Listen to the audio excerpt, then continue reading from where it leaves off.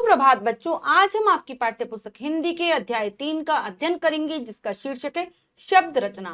तो चलिए पाठ को पढ़ते हैं, जानते हैं शब्द रचना के अंतर्गत उपसर्ग, प्रत्यय और समास के द्वारा किस प्रकार से शब्दों की रचना की जाती है। पाठ को शुरू करते हैं। अध्याय 3 शब्द रचना। बनावट या व्युत्पत्ति के आधार पर हिंदी भाषा में 3 प्रकार के शब्द होते हैं, रूढ़, यौगिक और योग रूढ़ शब्द। यदि हम बनावट या व्युत्पत्ति के हिसाब से बात करें तो 3 प्रकार के रूढ़, यौगिक और योग रूढ़ शब्द होते हैं। भाषा में यौगिक शब्दों का निर्माण निरंतर होता है। यौगिक शब्द सार्थक शब्दों के मेल से तो बनते ही में, सार्थक शब्दों को मिलाकर तो बनते ही। इसके अतिरिक्त उपसर्ग और प्रत्यय लगाकर भी बनते हैं। तो क्या होते हैं, उपसर्ग में हम क्या करते हैं, मूल शब्द के प्रारंभ में कुछ शब्दांशों को, कुछ टुकड़ों को जोड़ते हैं, प्रत्यय में अंत में जोड़ते हैं और फिर शब्दों के नए नए शब्दों की रचना होती है। शब्द रचना के अंतर्गत केवल यौगिक शब्दों पर विचार किया जाता है, या यौगिक यानी कि जो मिलाकर बनाए जाते हैं, चाहे वो दो शब्दों को मिलाकर बनाए जाएं, चाहे वो शब्द समूह को जोड़कर बनाए जाएं, या फिर उपसर्ग या प्रत्यय लगाकर बनाए जाएं। तो यहाँ पर योग यानी कि जोड़ से बनने वाले शब्दों पर ही विचार किया जाता है। शब्द रचना की रीति। शब्द रचना के लिए रूढ़ मूल शब्दों में उपसर्ग अथवा प्रत्यय जोड़कर नए शब्दों की रचना की जाती है। इस प्रकार यौगिक शब्दों का निर्माण होता है। वह 4 प्रकार से होता है। मतलब मूल शब्दों में या तो उपसर्ग जोड़ेंगे, प्रत्यय जोड़ेंगे, कई सारे शब्द समूह को एक शब्द कर देंगे। इस प्रकार से होता है। 4 प्रकार हैं। पहला है उपसर्ग के योग से, फिर है प्रत्ययों के योग से, उपसर्ग तथा प्रत्यय दोनों के योग से, और फिर है समास शब्दों के योग से। ये 4 प्रकार से शब्दों की रचना होती है, शब्द बनते हैं। सबसे पहला है उपसर्ग। वे शब्दांश जो किसी शब्द के पहले जुड़कर उसके अर्थ में विशेषता उत्पन्न कर देते हैं, अर्थ बदल देते हैं, नए शब्द का निर्माण करते हैं, उपसर्ग कहलाते हैं। शब्दांश यानी कि शब्दों के टुकड़े, शब्दों के अंश होते हैं ये। जैसे यहाँ पर है उदाहरण, शब्द उपसर्ग और निर्मित शब्द दिखाया है। यहाँ पर क्या है, शब्द माता, उपसर्ग है वी, यानी कि माता में से विमाता शब्द बना है। ऐसे ईमान शब्द है, बे उपसर्ग को ईमान के साथ जोड़ा है तो बेईमान हो गया है।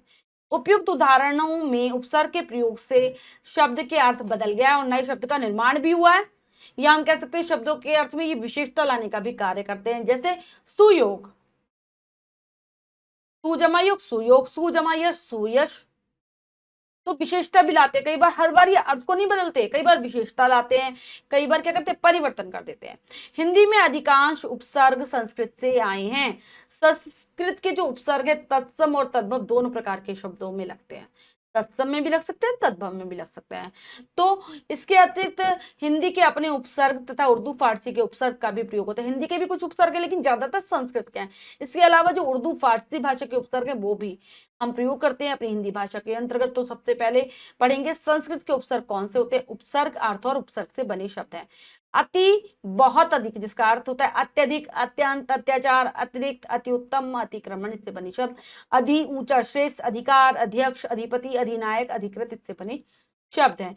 नेक्स्ट है अनु, जिसका अर्थ होता है पीछे या फिर बाद में। गौण, अनुचर, अनुसरण, अनुसार, अनुरूप, अनुशासन, अनुकरण, अनुज, इससे बने शब्द। अप, अनुचित या फिर बुरा, अपमान, अपशब्द, अपहरण, अपयश, अपकीर्ति, अपकार, इससे बने शब्द। अभी, सामने, पूर्ण, चारों या फिर वैशिष्ट्य के लिए आता है। अभिष्ट, अभिमुख, अभिभावक, अभियोग, अभिरक्षा, अभिशाप। अव, बुरा या हीन, अवगुण, अवमूल्यन, अवनति, अवकाश, अवतार, अवतरण। आ, जिसका अर्थ तक या सहित और विपरीत। आजीवन, आचरण, आरक्षण, आकंठ, आक्रमण और आमरण। उत, जिसका अर्थ ऊंचा, श्रेष्ठ, ऊपर, उत्तम, उत जमा तम। उन्नयन, उत जमा नयन, उत्थान, उत जमा थान। उद्धार, उत जमा हार, उद्योग, उत जमा योग, उन्नति, उत जमा नति। उप, निकट या समान गुण, उपनाम, उपवन, उपग्रह, उपकरण, उप प्रधानाचार्य, उपहार, उपमंत्री, उपदेश, उपचार, उपकार, उपनगर। दुर या फिर दुष, बुरा, कठिन, जिसका अर्थ होता है दुर्घटना, दुराचार, दुर्भाव, दुर्लभ, दुर्गुण, दुर्गति, दुर्वाहक, दुस्साहस। निस या फिर निर्रहित या निषेध, बिना भी होता है इसका अर्थ। निर्गुण, निष्काम, निर्मल, निराशा, निष्कपट, नरादर, निरादर, निरादर हो गए, नरादर, निरादर, निराधार। नी, जिसका अर्थ होता है नीचे, निषेध और निपुणता। निषेध, निवास, निवारण, निबंध, निदान, नियम और निकृष्ट। परि, जिसका अर्थ होता है चारों ओर। परिणाम, परिक्रमा, परिवर्तन, परिणय, परिचय, परिचालक। प्र, अधिक आगे, गति, प्रगति, प्रबल, प्रयत्न, प्रचार्य, प्राध्यापक, प्रचार, प्रसिद्धि, प्रकृति, प्रति, हर एक, विरुद्ध, सामने, प्रत्येक, प्रतिक्षण, प्रतिध्वनि, प्रतिकूल, प्रतिष्ठा, प्रतिहिंसा, प्रतिनिधि और प्रतिवादी इससे बनने वाले शब्द हैं। विशेष, भिन्नता, भाव, विजय, विदेश, विकार, विनश, विकल, विशुद्ध, विशिष्ट, वियोग, विचार, विभाग, विराम। सम, अच्छा, संयोग, सहित, संचम, संचय, संगम, संरक्षण, संयम, संतुलन, सन्यासी, संभव, सम्मेलन, संकल्प, संगति, संसाधन, सम्मान इससे बनने वाले शब्द हैं। फिर आते सु, जिसका अर्थ होता है शुभ या फिर सहज, सुपात्र, सुबोध, सुलभ, सुपथ, सुदूर, सुगम, सुपुत्र। अभाव या निषेध, अज्ञान, अलग, अथा, अछूता, अटल, अचेत, अहिंसा, अशुद्ध। अभाव, निषेध, अनपढ़, अनहित, अनमेल, अनमोल, अनजाना, अनदेखा, अनुचित। बुराई, निष्ठा, कुकर्म, कुमार्ग, कुपुत्र, कुरूप, कुयोग, कुख्यात, कुकृत्य। सत्य या फिर हम कह सकते हैं सच्चा, सज्जन, सदाचार, सदगति, सत्पुरुष। सम, सम्मान, समकोण, समकालीन, समकालिक। पुनर्, पुनः, फिर, पुनर्जन्म, पुनर्मिलन, पुनर्विवाह, पुनर्जागरण, पुनरागमन ये होता है। अब है हिंदी के उपसर्ग, ठीक है।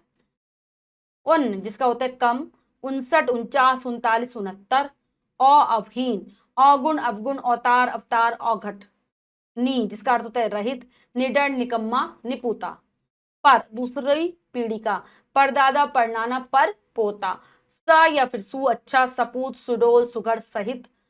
भर, भरा हुआ, भरपेट, भरपूर, भरमार और भरसक। नेक्स्ट आता है चार, चौपाला, चौपाले, चौपालानी, चौराहा, चौकन्ना, चौमासा, चौपाई। बिन, बिना, बिन मांगे, बिन ब्याह, बिन मांगा, बिन खाया, बिन बात। कम, दुबला, दुधारू, दुसाध्य, दुलारा। आधा, अधपका, अधजला, अधमरा, अधकचरा। अन, अभाव, निषेध, अनजान, अनपढ़, अनबन, अचेत, अनमोल और अनहोनी। फिर आते हैं उर्दू फारसी के उपसर्ग। उपसर्ग, अर्थ और उपसर्ग से बने शब्द। कम, थोड़ा, कमजोर, कम उम्र, कमसिन, कम बखत। ला, नहीं, अभाव, लापता, लावारिस, लापरवाह, लाजवाब, ला इलाज। बिना, बेघर, बेखौफ, बेहोश, बेगुनाह, बेरहम, बेकसूर, बेचैन। से के साथ, बगैर, बनाम, बखूबी, बदौलत। से साथ, बावजूद, बाअदब, बाकायदा। बद, बुरा, बदनाम, बदसूरत, बदकिस्मत, बदचलन, बदबू, बदहजमी, बदमाशी। हम, अर्थ होता है साथ या फिर आपस में। हमदर्द, हम उम्र, हम शक्ल, हम वतन, हम नाम, हम राह, हम राज। हर, प्रत्येक, हर एक, हर तरफ, हर वक्त, हर हाल, हर दिल, हर रोज। गैर, भिन्न, गैर सरकारी, गैर जरूरी, गैर हाजिर, गैर जिम्मेदार, गैर कानूनी। बिला, बिना, बिला वजह, बिला नागा। नेक्स्ट है सर, जिसका अर्थ होता है मुख्य, सरपंच, सरताज, सरकार। तो बच्चों आप विभिन्न उपसर्गों को अर्थ के साथ याद करने का प्रयास करेंगे और कोशिश करेंगे कि आप शब्द भी बना पाए। अब हम करते हैं प्रत्यय। शब्दों के अंत में जुड़कर उनके अर्थ में परिवर्तन लाने वाले शब्दांश प्रत्यय कहलाते हैं। तो प्रत्यय भी उपसर्ग की तरह ही कार्य करते हैं। ये शब्दों के अंत में जुड़ते हैं, उपसर्ग प्रारंभ में जुड़ते हैं। ये भी अर्थ परिवर्तन लाते हैं, अर्थ में विशेषता, नवीनता लाते हैं। उदाहरण है शब्द जमा प्रत्यय और निर्मित शब्द। बल जमाहीन, बलहीन। पढ़ जमाई, पढ़ाई, यहाँ पर पा पूरा हो जाएगा। शब्द प्रत्यय निर्मित शब्द। आवश्यक जमाता, आवश्यकता। त्याग जमाई, त्यागी। उपयुक्त शब्दों में प्रत्यय लगने से उनके अर्थ में परिवर्तन आ गया है। बल में माने शक्ति और हीन, यानी कि बिना शक्ति का हो गया। ऐसे पढ़ जमाई, पढ़ना होता है कि पढ़, और पढ़ाई होता है, थोड़ा सा तो विशेषता उत्पन्न हुई, तो यही अंतर होता है। अब आते हैं प्रत्यय के भेद। अगला हम पढ़ रहे हैं प्रत्यय के भेद। प्रत्यय के दो भेद है, कृत प्रत्यय और तद्धित प्रत्यय। कृत प्रत्यय जो प्रत्यय क्रिया के मूल धातु रूप के साथ जुड़कर संज्ञा और विशेषण का निर्माण करते हैं, वे कृत प्रत्यय कहलाते हैं। किससे जुड़ते हैं? जो क्रिया का मूल रूप होता है, क्रिया का मूल रूप धातु, जैसे पढ़, लिख, चल आदि, उसमें जुड़ते हैं और नए शब्दों का निर्माण करते हैं, इसका संज्ञा और विशेषण बनाते हैं। जैसे पढ़ जमाई, पढ़ाई। गिर जमाना, गिरना। लिख जमाई, लिखाई। कृत प्रत्ययों की सहायता से बनने वाले शब्द कृदंत कहलाते हैं। जो नया शब्द बनेगा उसे कृदंत कहा जाएगा। हिंदी में प्रचलित कृत प्रत्यय तथा उनसे निर्मित कुछ शब्द इस प्रकार हैं। तो यहाँ पर प्रत्यय और निर्मित शब्द हैं। ई, हॉकी, धमकी, बोली, खिड़की, घुड़की। अगला क्या? नी, कतरनी, ओढ़नी, धोकनी, मथनी, जड़नी, चटनी, करनी, भरनी। अगला है अक। अक पढ़ेंगे पाठक, गायक, नायक, चालक, पालक।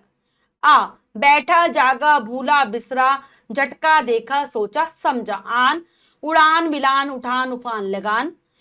औना से बनी बिछोना, खिलौना। अय्या गवैया, पढ़ैया, खिवैया। आवा बुलावा, छलावा, दिखावा, पछतावा। नेक्स्ट है आवट, लिखावट, बनावट, सजावट, दिखावट। या खोया, पाया, सोया, बोया, लाया। ना चलन, खान पान, लेन देन। ता बचत, खपत, लिखत, पढ़त। ता रमता, जाता, डूबता, बहता, मरता। ती घटती, बढ़ती, गिनती, चलती, फिरती। वाला जाने वाला, रोने वाला, गाने वाला। अक्कड़, पियक्कड़, भुलक्कड़, घुमक्कड़, भुचक्कड़। आका, पढ़ाका, लड़ाका, धमाका। ऊ खाऊ, चालू, झाड़ू, उतारू। एरा, एरा का क्या बनेगा बच्चों? लुटेरा, कमेरा, बसेरा। आऊ टिकाऊ, कमाऊ, खाऊ। अगला है हाथ, मरणहार, रखनहार, चलनहार। आहट, घबराहट, चिल्लाहट। इया घटिया, बढ़िया। अगला प्रत्यय हमारा तद्धित प्रत्यय, जो प्रत्यय संज्ञा, सर्वनाम या विशेषणों के अंत में जुड़कर नए शब्दों का निर्माण करते हैं, तद्धित कहलाते हैं। किसमें जुड़ते हैं? संज्ञा, सर्वनाम और विशेषण में। जैसे बनारस, जमाई, बनारसी। या ईप तद्धित प्रत्यय, क्योंकि यह बनारस नामक संज्ञा के साथ मिलकर नया शब्द बना रहा है। हिंदी के तद्धित प्रत्यय तथा उनसे बनने वाले कुछ शब्द निम्नलिखित हैं। प्रत्यय, प्रत्यय के योग से बने शब्द। आ भूखा, प्यासा, प्यारा, वृद्धा, शिष्य आदि। आई बुराई, भलाई, चतुराई, पंडिताई, अच्छाई, ठकुराई आदि। ई बंगाली, गुजराती, बनारसी, लखनवी, देहलवी आदि। आहट, घबराहट, चिकनाहट, गर्माहट, कड़वाहट आदि। पन बचपन, बालकपन, पीलापन, लड़कपन आदि। क पाठक, लेखक, लिपिक, उद्धारक आदि। त्वा लघुत्व, गुरुत्व, पुरुषत्व, देवत्व आदि। नेक्स्ट है आरी, भिकारी, जुआरी, पुजारी आदि। आनी देवरानी, जेठानी, मेहतरानी, पंडितानी आदि। ता मधुरता, प्रभुता, लघुता आदि। वाला रिक्शा वाला, इक्के वाला, तांगे वाला, टोपी वाला, घर वाला, पान वाला आदि। कार पत्रकार, स्वर्णकार, कलाकार, साहित्यकार आदि। आपा मोटापा, बुढ़ापा, बुझापा आदि। इक धार्मिक, शारीरिक, ऐतिहासिक, सार्वजनिक, नैतिक, नागरिक आदि। अब है री, री से कैसे बनेंगे? बांसुरी, छतरी, कोठरी आदि। इला रसीला, गर्वीला, चमकीला, बर्फीला आदि। आस मिठास, खटास, भड़ास आदि। ए सड़कें, पुस्तकें, नहरें, बोतलें, कन्याएं आदि। एरा ममेरा, चचेरा, फुफेरा आदि। नेक्स्ट है इया मुखिया, दुखिया, रसोईया, आड़तिया, सुर्खिया आदि। राम मधुर, मुखर आदि। मान श्रीमान, बुद्धिमान, कीर्तिमान, धीमान आदि। वान धनवान, बलवान, गुणवान, रूपवान, ज्ञानवान आदि। ये भारतीय, शासकीय, शास्त्रीय, वायवीय आदि। लू श्रद्धालु, कृपालु, दयालु, शंकालु आदि। ला वत्सल, शीतल, मासल, मंजुल आदि। इत हर्षित, पुष्पित, आनंदित, अंकित, शोभित, पीड़ित आदि। वान गाड़ीवान, कोचवान, दयावान आदि। खार खोर, सूदखोर, घूसखोर आदि। तया सामान्यतः, विशिष्टतया, मुख्यतया आदि। दार दुकानदार, जमींदार, चौकीदार, लेनदार, देनदार, ईमानदार आदि। गर जादूगर, कारीगर, सौदागर आदि। हरा इकहरा, दुहरा, तिहरा आदि। नेक्स्ट है णा मुखड़ा, दुखड़ा, बछड़ा आदि। ड़ी गठड़ी, पगड़ी, पंखुड़ी आदि। और बा पांचवा, सातवां, 10वां, 12वां आदि। इनको भी आप याद करेंगे। अब आता है उर्दू, फारसी। उर्दू, अरबी, फारसी के प्रमुख प्रत्यय यहाँ पर है। ई खूनी, आसमानी, आमदनी। गार मददगार, खिदमतगार, यादगार। छी तोपची, खजांची, खोर, रिश्वतखोर, आदमखोर। नाक खतरनाक, खौफनाक, शर्मनाक, दर्दनाक। दानी चूहेदानी, मच्छरदानी। साज जिल्द साज, जाल साज, घड़ी साज, वान कोचवान, गाड़ीवान। गर जादूगर, बाजीगर, कारीगर। इयत इंसानियत, हैवानियत। बाज चालबाज, धोखेबाज, दगाबाज। खाना तोप खाना, दवा खाना, शराब खाना। मंद अकलमंद, दौलतमंद, जरूरतमंद। आजा रोजाना, मेहताना, मेहनताना और सालाना। आना आएगा यहाँ पर, आजा नहीं आना। नेक्स्ट है पोष, मेजपोश, नकाबपोश, तख्तपोश। दान पानदान, कलमदान, रोशनदान। गिरी दादागिरी, बाबूगिरी, चमचागिरी। इश्क फरमाइश, कोशिश और अजमाइश, आजमाइश। उपसर्ग और प्रत्यय का एक साथ प्रयोग भी होता है बच्चों, दोनों आते हैं। उपसर्ग भी आता है, प्रत्यय भी आता है, उनसे भी नए शब्दों की रचना होती है। पढ़ते हैं, आप प्रत्यय को बहुत अच्छे से याद कर लेंगे। कुछ शब्द ऐसे होते हैं जिनमें उपसर्ग और प्रत्यय दोनों का प्रयोग होता है। उपसर्ग जमा मूल शब्द जमा प्रत्यय और फिर आएगा निर्मित शब्द। उपसर्ग जमा मूल शब्द जमा प्रत्यय निर्मित शब्द करते हैं। सा जमा फल जमा ता सफलता। उप जमा का उपकारक। निर जमा दे जमा ता निर्दयता। सु जमा गंध जमा इत सुगंधित और नी जमा लंब जमा इत निलंबित। ऐसे ही बे जमा चैन जमाई बेचैनी। अप जमा मान जमा इत अपमानित। बद जमा नसीब जमाई बदनसीबी और बद जमा चलन जमाई बद चलनी। सु जमा लब जमाता सुलभता। दो प्रत्ययों के का एक साथ प्रयोग भी होता है बच्चों। तो चलो देखते हैं। मूल शब्द प्रत्यय जमा प्रत्यय। अगर है मूल शब्द जमा प्रत्यय जमा बराबर निर्मित शब्द। बन जमा आवट जमा ई बनावटी। भूत जमा इक जमाता भौतिकता। भारत जमा ये जमाता भारतीयता। बच्चा जमा पन जमा बचपना। राष्ट्र जमा ये जमाता राष्ट्रीयता। दया जमा लू जमाता दयालुता। तो हम देख रहे हैं कि किस प्रकार से दो दो प्रत्ययों का प्रयोग हुआ है और ऊपर हुआ था एक उपसर्ग, आगे जो लग रहा है उपसर्ग और पीछे जो लग रहा है प्रत्यय, उससे नया शब्द है भाई। उपसर्ग तथा प्रत्यय में अंतर। जो शब्दांश शब्दों के पहले जुड़कर अर्थ में परिवर्तन विशेषता लाते हैं उपसर्ग है। जो बाद में जुड़कर अंत में जुड़कर अर्थ में परिवर्तन या विशेषता लाते हैं प्रत्यय है। जैसे उपसर्ग का प्रयोग आ जमा ज्ञान अज्ञान। प्रत्यय का प्रयोग शेर जमानी शेरनी। अप जमा मान अपमान और समझ जमादार समझदार। तो बच्चों उपसर्ग प्रत्ययों के बारे में हमने बहुत अच्छे से पढ़ा है, इसको आप जरूर पढ़ेंगे फिर से। अब हम अगला प्रकरण पढ़ेंगे जो कि है समास। परिभाषा। परस्पर संबंध रखने वाले दो या दो से अधिक शब्दों पदों के मेल को समास कहते हैं। जैसे राजपुत्र राजा का पुत्र यथाशक्ति शक्ति के अनुसार आदि। तो बच्चों जो समास कहा जाता है दो या दो से अधिक शब्दों के जो मेल से जो नया शब्द बनता है उसे समास कहा जाता है। जो आपस में संबंधित शब्द होते हैं उनका ही मेल होता है, यहाँ पर उनका ही संक्षिप्तीकरण होता है। समस्त पद। समास युक्त पद को समस्त पद कहते हैं। समास करते वक्त समय वाक्य के पद के बीच में से विभक्ति चिन्ह आदि हटा दिए जाते हैं, ऐसा समास युक्त पद समस्त पद कहलाता है। जैसे युद्ध भूमि रसोई घर आदि। तो बच्चों जो हम शब्द समूह के स्थान पर जो एक शब्द बनाते हैं उसको ही समस्त पद या फिर सामासिक पद कहा जाता है। बीच में पड़ने वाले विभक्ति चिन्हों को भी इसमें से हटा दिया जाता है। जैसे युद्ध भूमि है तो युद्ध के लिए भूमि, तो के लिए जो विभक्ति चिन्ह है उसको हटाकर ही युद्ध भूमि की रचना हुई है। अब आता है समास विग्रह, यानी कि जो हमारा समास करके शब्दों को जो शब्दों के मेल से जो नया शब्द बना है उसको हम पहले वाली स्थिति में ला दें तो उसको समास विग्रह कहा जाता है। यानी कि उस शब्द को तोड़ दे, फिर से विग्रह कर दे उसको। जैसे रसोई घर है तो रसोई के लिए घर क्या हो जाएगा, समास विग्रह हो जाएगा। पूर्व पद तथा उत्तर पद। समास युक्त पद में दो पद होते हैं, पूर्व यानी कि पहला पद तथा उत्तर दूसरा पद। जब भी हम समास बनाते हैं तो बच्चों हमेशा दो पद रहते हैं, पहले को पूर्व पद और दूसरे वाले को उत्तर पद कहा जाता है। जैसे रसोई घर रसोई पूर्व और घर उत्तर पद होगा। यहाँ पर उदाहरण के माध्यम से भी ये बात समझाई है। समस्त पद पूर्व पद उत्तर पद और विग्रह करके। ज्ञान युक्त, ज्ञान और पूर्व पद है, युक्त उत्तर पद है और विग्रह हुआ ज्ञान से युक्त। रात दिन, रात पूर्व पद दिन उत्तर पद और रात और दिन इसका विग्रह। युद्ध भूमि, युद्ध पूर्व पद भूमि उत्तर पद और युद्ध के लिए भूमि विग्रह। राजपुत्र राजा पूर्व पद पुत्र उत्तर पद और राजा का पुत्र हमारा हो गया विग्रह। ठीक है। अब आता है समास के भेद। समास में कहीं पहला पद प्रधान होता है, कहीं दूसरा, कहीं दोनों पद प्रधान होते हैं तो कहीं कोई भी पद प्रधान नहीं होता। इस प्रकार समास के भेद उनके पदों के आधार पर किए गए हैं। इस आधार पर समास के चार प्रमुख भेद किए गए हैं। मतलब किसी किसी जैसे दो पद है, किसी में पूर्व पद प्रधान होता है किसी समास में, किसी में उत्तर पद प्रधान होता है, किसी में दोनों और किसी में कोई भी। इसी आधार पर ये वर्गीकरण है, चार भेद है। पहला है अव्ययी भाव समास, जानते हैं सबके बारे में। जिस समस्त पद का पहला पद अव्यय हो तथा वही प्रधान हो और उसके योग से सारा समस्त पद ही अव्यय बन जाए, अव्ययी भाव समास कहलाता है। अव्ययी भाव समास में मुख्य रूप से आ अन यथा नी भर बे बा प्रति आदि अव्ययों का प्रयोग होता है। यानी कि पहला पद क्या है, अव्यय, वही मुख्य है और उसके साथ जो अन्य शब्द आएंगे यानी कि जिससे समस्त पद की रचना हुई वो पूरे पद को ही क्या कर देता है, अव्यय बना देता है। अव्यय की तरह कार्य है जिसमें कोई परिवर्तन नहीं होता।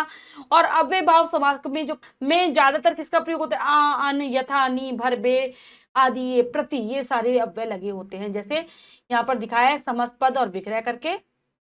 जैसे हाथों हाथ है, एक हाथ से दूसरे हाथ, यथा समय ठीक समय पर, आजीवन जीवन भर, निडर बिना डर के, प्रतिदिन प्रत्येक दिन और भरपूर का है पूरा भरा हुआ। यह है हमारा अव्ययीभाव समास। फिर आते हैं तत्पुरुष समास। जिस समास में दूसरा पद प्रधान होता है उसे तत्पुरुष समास कहते हैं। तत्पुरुष समास 6 प्रकार का होता है, 6 भेद है इसके। इसमें जो हमारी 6 कारक विभक्तियां वो लगती हैं। विग्रह करने पर हमें विभक्तियां दिखाई देती हैं, और जब हम समस्त पद बना देते हैं विग्रह, और जब हम समस्त पद बनाते हैं जो विभक्तियां उनका लोप हो जाता है।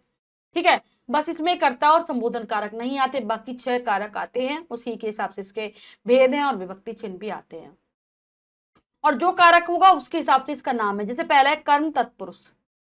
पूर्व पद में कर्म कारक की विभक्ति को का लोप होता है, जैसे समस्त पद विग्रह करके दिखाया इन्होंने। यश प्राप्त, यश को प्राप्त। स्वर्ग गत, स्वर्ग को गया हुआ। परलोक गमन, परलोक को गमन। रथ चालक, रथ को चलाने वाला। को विभक्ति चिन्ह छिपा रहता है, को विभक्ति चिन्ह छिपा रहता है समस्त पद में। फिर आते कर्ण तत्पुरुष। पूर्व पद में कर्ण कारक की विभक्ति से और के द्वारा का लोप हो जाता है। समस्त पद विग्रह दिखाया गया है। गुण युक्त, गुण से युक्त। रोग मुक्त, रोग से मुक्त। स्वरचित, स्व के द्वारा रचित। तुलसीकृत, तुलसी के द्वारा रचित। संप्रदान तत्पुरुष है, संप्रदान कारक की विभक्ति के लिए का लोप होता है समस्त पद में। समस्त पद और विग्रह। डाक गाड़ी, डाक के लिए गाड़ी। देशभक्ति, देश के लिए भक्ति। बलि पशु, बलि के लिए पशु, और हवन सामग्री होता है, हवन के लिए हमारी क्या हो जाएगी, सामग्री। ठीक है, बलि पशु, बलि के लिए पशु। अपादान तत्पुरुष, अपादान कारक की विभक्ति से अलग होने का भाव का लोप। समस्त पद और विग्रह। गुणहीन, गुणों से हीन। पथ भ्रष्ट, पथ से भ्रष्ट। देश निकाला, देश से निकाला। पदच्युत, पद से च्युत। धर्म विमुख, धर्म से विमुख, और जन्मान, जन्म से अंधा। संबंध तत्पुरुष, संबंध कारक की विभक्ति का के की का लोप हो जाता है इसमें। समस्त पद और विग्रह के माध्यम से जानते हैं, जिसे गंगा तट, गंगा का तट। देव मूर्ति, देव की मूर्ति। आज्ञा अनुसार, आज्ञा के अनुसार। परनिंदा, पर की निंदा। पवन पुत्र, पवन का पुत्र, और राजपुत्र, राजा का पुत्र। नेक्स्ट है अधिकरण तत्पुरुष। अधिकरण कारक की विभक्ति में और पर का लोप होता है इसमें। समस्त पद विग्रह। कुल श्रेष्ठ, कुल में श्रेष्ठ। घुड़सवार, घोड़े पर सवार। शरणागत, शरण में आगत। आप बीती, आप पर बीती। कार्य कुशल, कार्य में कुशल, और विद्या प्रवीण, विद्या में प्रवीण। ये है हमारी 6 भेद, इनको आप याद कर लेंगे। अब तत्पुरुष समास के उपभेद भी होते हैं बच्चों। तत्पुरुष समास के निम्नलिखित उपभेद है। पहला है अलुक तत्पुरुष। जिस समस्त पद की विभक्ति का लोप नहीं होता वह अलुक तत्पुरुष कहलाता है, जिसमें ना हो, कोई विभक्ति का लोप ना हो। समस्त पद और विग्रह के माध्यम से जानते हैं। युधिष्ठिर, युद्धि, स्थिर। धनंजय, धनम जय करने वाला। खेचर, खे विचरने वाला। खे मतलब आकाश में। वाचस्पति, वाचस्वाणी का पति। नहीं, तत्पुरुष जिस समस्त पद में पहला पद निषेधात्मक हो वो नी तत्पुरुष कहलाता है। तो चलिए जानते हैं विग्रह के माध्यम से और समस्त पद। अनहोनी, ना होनी। अनचाही, न चाही। अनंत, न अंत। अप्रिय, न प्रिय। अनाथ, न अनाथ। अधर्म, न धर्म। अब मध्यम पद लोपी तत्पुरुष। जिस समस्त पद के दोनों पदों के बीच में कोई पद लुप्त हो उसे मध्य पद लोपी तत्पुरुष कहते हैं। बीच का पद लुप्त हो जाता है, गायब हो जाता है। समस्त पद विग्रह के माध्यम से जानते हैं। गोबर गणेश, गोबर से बना गणेश। वन मानुष, वन में रहने वाला मानुष। तो यहाँ पर से बना का लोप हुआ और यहाँ पर में रहने वाला का लोप हुआ। तो ये हमारे मध्य पद लोपी तत्पुरुष। फिर आते हैं कर्म धारय समास। ये भी इसके अंतर्गत ही आ रहा है बच्चों। तत्पुरुष में जिस समास में दोनों पदों में विशेषण, विशेष्य अथवा उपमेय, उपमान का संबंध होता है उसे कर्म धारय समास कहते हैं। 2 पद है, एक या तो विशेषण विशेष्य का संबंध होगा या उपमेय उपमान का। विशेषण विशेष्य समस्त पद विग्रह।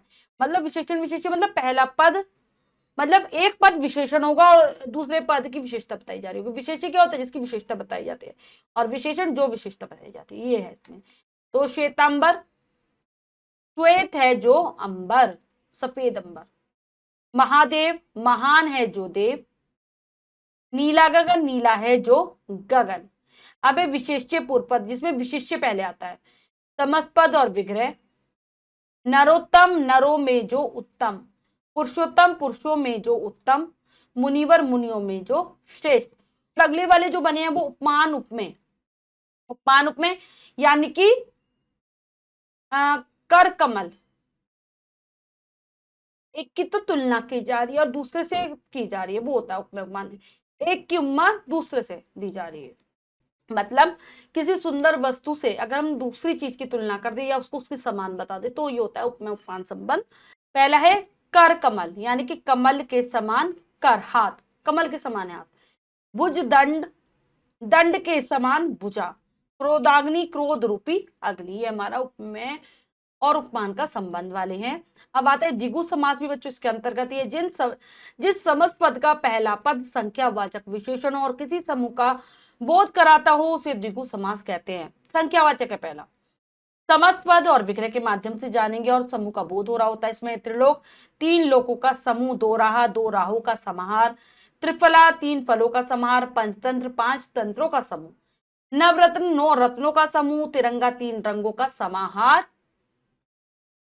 चौमासा, चार मासों का समाहार। और चतुर्भुज, चार भुजाओं का समाहार। ठीक है, समूह का बोध कराते हैं। कर्मधारय और द्विगु समास में अंतर। कर्मधारय समास में समस्त पद का एक पद विशेषण और दूसरा विशेष्य होता है, लेकिन द्विगु समास में पहला पद संख्यावाचक विशेषण और दूसरा पद विशेष्य होता है। संख्या का बोध कराने वाला होता है द्विगु समास में। कर्मधारय और द्विगु समास तालिका के माध्यम से जानते हैं। नील गगन नीला है जो गगन। काली मिर्च काली है जो मिर्च। नवग्रह, नौ ग्रहों का समूह। और सप्ताह, 7 दिनों का समूह। द्वंद्व समास तीसरा समास है जिस समस्त पद में दोनों पद प्रधान होते हैं और जब हम इनको अलग करते हैं, विग्रह करते हैं, तो एब और तथा ये जो योजक शब्द होते हैं ये बीच में आ जाते हैं। जैसे उदाहरण के माध्यम से समझेंगे समस्त पद और विग्रह। दाल रोटी, दाल और रोटी। हार जीत, हार तथा जीत। ऊंच नीच, ऊंच और नीच। गुण दोष, गुण और दोष। नेक्स्ट है नंबर 4 बहुव्रीहि समास। जिस समास में कोई भी पद प्रधान नहीं होता बल्कि अन्य पद को ये प्रधान बनाते हैं, तीसरे पद की तरफ संकेत करते हैं, जैसे यहाँ पर समस्त पद और विग्रह के माध्यम से समझाया गया है। नीलकंठ, नीला है कंठ जिसका अर्थात शिव। लंबोदर, लंबा है उदर जिसका गणेश। दशानन, दस्त है आनंद मुख जिसके रावण। चतुर्भुज, चतु चार हैं भुजाएं जिसकी अर्थात विष्णु। चक्रधर, चक्र धारण करने वाला श्री कृष्ण। और विषधर, विष को धारण करने वाला सांप। ठीक है, तो यहाँ पर आप देख रहे हैं कि ना तो पहला पद प्रधान है ना दूसरा पद प्रधान है, तीसरे की तरफ संकेत कर रहा है। जैसे नीलाकंठ, नीलकंठ नीलाकंठ हो गया, लेकिन इससे नहीं, तीसरे तरफ नीलकंठ हम किसको कहते हैं? भगवान शिव को। ऐसे लंबोदर गणेश जी को कहा जाता है। तो तीसरे अर्थ को बताता है ये समास हमारा बहुव्रीहि। कर्मधारय और बहुव्रीहि समास में अंतर। कर्मधारय समास में एक पद विशेषण या उपमान तथा दूसरा पद विशेष्य या उपमेय होता है। जैसे पीतांबर में पीत विशेषण और अंबर विशेष्य। घनश्याम में घन उपमान है और श्याम उपमेय। ठीक है, तो यहाँ पर ये होता है, संबंध होता है उपमेय उपमान का, विशेषण विशेष्य का। लेकिन बहुव्रीहि समास में पूरा पद ही किसी संज्ञा के विशेषण का कार्य करता है, किसी संज्ञा का विशेषण हो जाता है वो। जैसे बहुव्रीहि में पीतांबर का विग्रह होगा पीतंबर बाला कृष्ण। घनश्याम का विग्रह होगा घन के समान श्याम है जो श्री कृष्ण। तो ये है, इस प्रकार कहा जा सकता है कि कर्मधारय में समस्त पद का पूर्व पद विशेषण या उपमान और उत्तर पद विशेष्य या उपमेय होता है, परंतु बहुव्रीहि समास में सारा समस्त पद विशेषण की तरह कार्य करता है, विशेषता बताने का कार्य करता है पूरा पद ही। बहुव्रीहि और द्विगु समास में अंतर। बहुव्रीहि समास में संपूर्ण समासिक पद ही विशेषण का कार्य करता है, जैसे त्रिफला, तीन फलों वाला। द्विगु समास में समस्त पद का प्रथम पद संख्यावाचक विशेषण होता है और दूसरा पद विशेष्य होता है, जैसे त्रिफला, तीन फलों का समूह। पंचरत्न, पांच रत्नों वाला बहुव्रीहि होगा। पंचरत्न, पांच रत्न होगा द्विगु। चतुर्भुज, चार भुजाएं हैं जिसकी विष्णु बहुव्रीहि होगा। चतुर्भुज, चार भुजाओं से युक्त, ये हो जाएगा हमारा द्विगु। अब है संधि और समास में क्या अंतर है।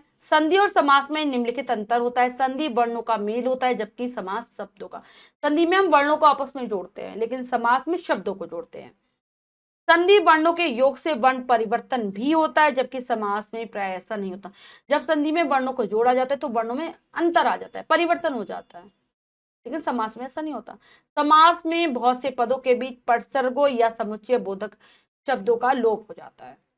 संधि वर्णों का मेल, समास शब्दों का मेल। देवालय देव जमा आल्य आ जमा आ बराबर आ। सोमे सोम जमा ईश आ जमा ई बराबर ए।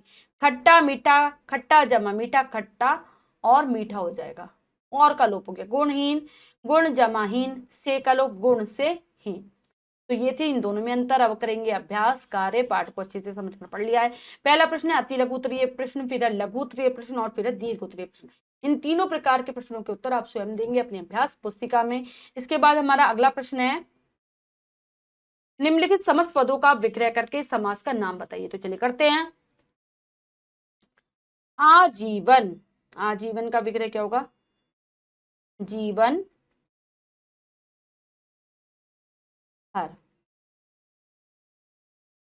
अव्ययी भाव समास है। हाँ, अव्ययी भाव समास। भरपूर, भरपूर का क्या होगा? पूरा भरा हुआ। भरपूर भी हमारा अव्ययी भाव है। नेक्स्ट है आप बीती, आप पर बीती, आप पर बीती। तत्पुरुष समास, तत्पुरुष समास है। शरणागत,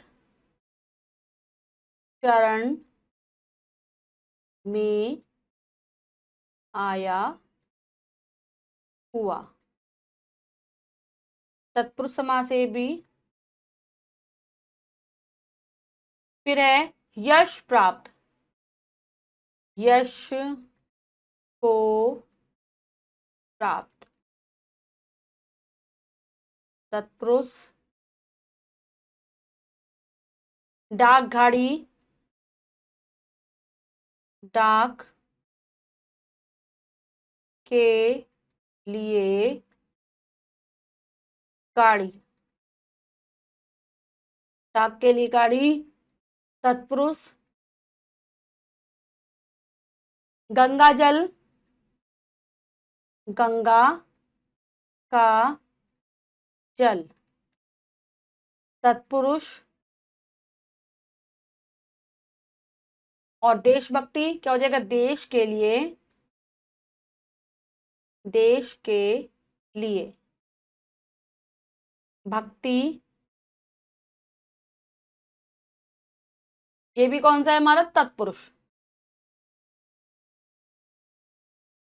तत्पुरुष समास। तो बच्चों हमने पाठ को बहुत अच्छे से समझकर पढ़ा और अभ्यास कार्य किया। इसके अतिरिक्त जो भी कार्य है वो आप स्वयं करेंगे सुंदर अक्षरों में अपनी अभ्यास पुस्तिका में। बच्चों आज हमने पाठ के माध्यम से उपसर्ग प्रत्यय और समास के बारे में जाना। आशा करती हूँ यह पाठ आप बहुत अच्छे से समझ गए होंगे। पाठ को फिर से जरूर पढ़ेंगे। मिलते हैं अगली कक्षा में नए पाठ के साथ। तब तक के लिए स्वस्थ रहिए, प्रसन्न रहिए। धन्यवाद।